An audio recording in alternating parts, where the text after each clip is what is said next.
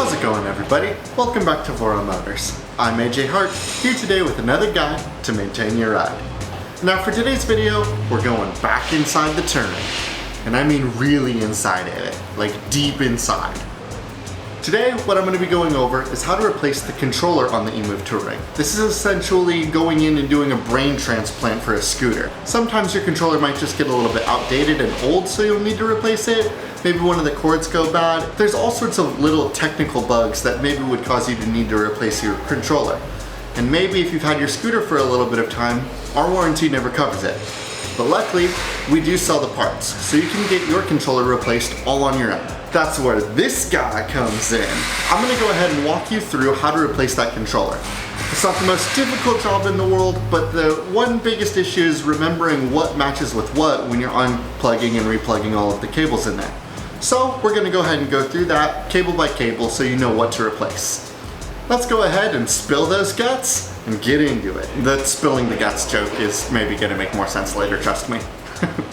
Now, as always, the very first thing that we need to do is remove the front cover of the scooter. It's nothing new, you're just gonna go ahead and remove those front 4 screws. And then we can pry that front plate off. Man, I really hope that this audio turns out okay because I am in my car right now and it is 1,000,000 degrees in this bad boy. I just needed to get somewhere with clean audio. Once all 4 screws are removed, you can go ahead and pry that front fender off. On the left side, you're going to notice that the cables might be a little bit tight, but you can inch it up and over without any issue. Once it's up and free, you can go ahead and twist that down and reveal the controller. Our technician went ahead and grabbed an Allen wrench and started to pry it out so that we could actually get a good grip of this thing. It's in there pretty nice and securely, which means that it can be a little bit difficult to get out. But once we have a good pinch of it, we're going to go ahead and yank that out and spill its guts. I say spill its guts because every time I see us pull the controller out, I always remember that one scene from Tropic Thunder where the guy gets cut open, and I don't know if I'm allowed to show that clip here, it's pretty grisly. Now the first cable we need to unplug is this yellow cable here. This is for the main power to the battery. When you unplug it, you might hear a loud pop, and that's completely normal. Please make sure that this is the first thing you unplug.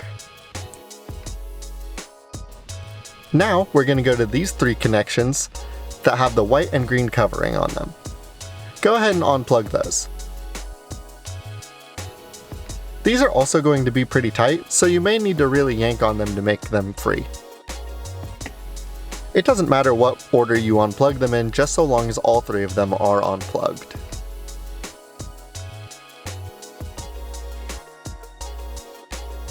Now that all 3 of those are unplugged, we're going to go ahead and go to this really wide connection here. It's got about 5 or 6 cables all plugged in there. And in order to unplug that, what you're going to want to do is pinch the sides and then pull it apart. Ta-da! Really quick, a second angle just to make sure that you understood it.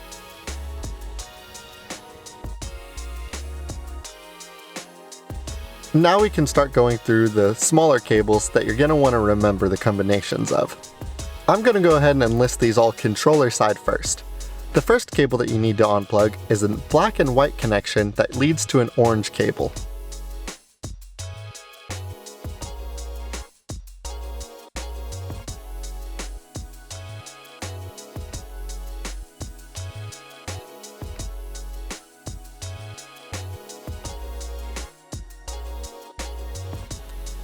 The second is an orange and white combination that leads to a blue and yellow connection. Go ahead and unplug that next.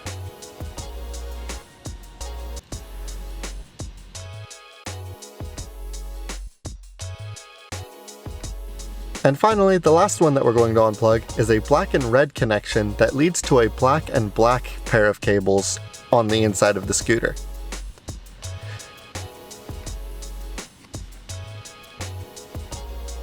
Once all these cables are disconnected, the controller is free, and we can go ahead and swap that out for a new one.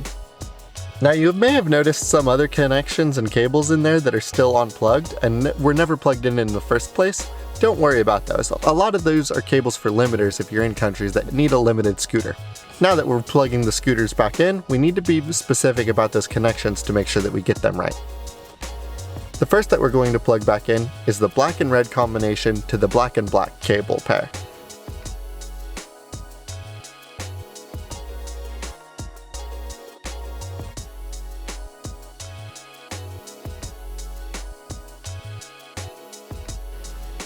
The second that we're going to connect is the orange and white connection to the yellow and blue pair.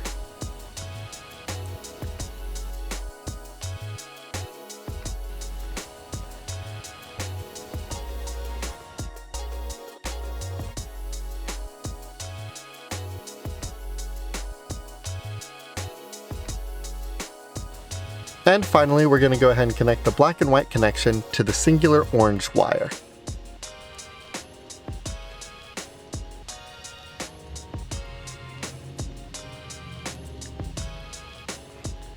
And those are all the little complicated ones. Now we can just go ahead and take that really wide connection and plug that back in without any problems. As we wrap up, we're going to go ahead and grab those yellow, blue, and green wires with those white and green connectors and plug those back in. And we're just going to match those with the appropriate color.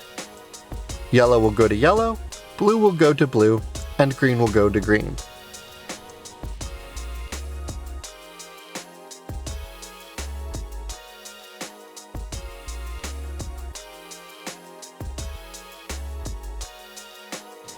Alright, the job's almost done, thank goodness, because this audio recording is killing me. I'm sweating so much in my car, you have no idea, this is so gross. Alright, last and certainly not least, we need to connect this yellow plug. You're going to notice that it has one flat end and one curved end. Make sure that when you plug it in, you have that lined up correctly so you don't look like a doofus in front of the internet. As you plug that in, you may hear a loud pop again. That's completely normal. Now, we can go ahead and start putting all of the cables back into the scooter and finish this job up. Getting the cables back in is really not any sort of beauty work, it's just kind of cramming it all in there nice and snug. It's not great looking work, but it gets the job done. Once all the wires are nice and tucked away, we can go ahead and fold that front fender back in, put those screws in, and tighten it all down. And if you connected all of the cables to their correct pairs, you should notice that when you turn your scooter back on, everything works totally fine again. And there you have it, the job's done. Like I said, there's a lot of little cables in there that can get kind of mixed up, and if you don't know exactly what you're supposed to be plugging into where, it can really cause some issues and maybe the scooter won't turn on or power right. So it's best to just make sure you get all of those taken care of correctly. It's worth mentioning that when we did this with the most recent version of Touring. It had the voltmeter, it had the horn, it had the rear light, so if you're doing this on an older model of Touring and you notice that some of those connections didn't have as many cables connecting them, that might be what caused that. If you have any questions or concerns that came up with your scooter doing this repair, don't be afraid to leave those in the comments down below or send us an email at support@voromotors.com. If you have any ideas for other videos you'd like to see us do in the future, go ahead and leave those in the comments down below too. I look at every single comment, so I'm going to see it. As always, thank you all so much for watching. I hope that this video helps, and I hope you enjoy your ride.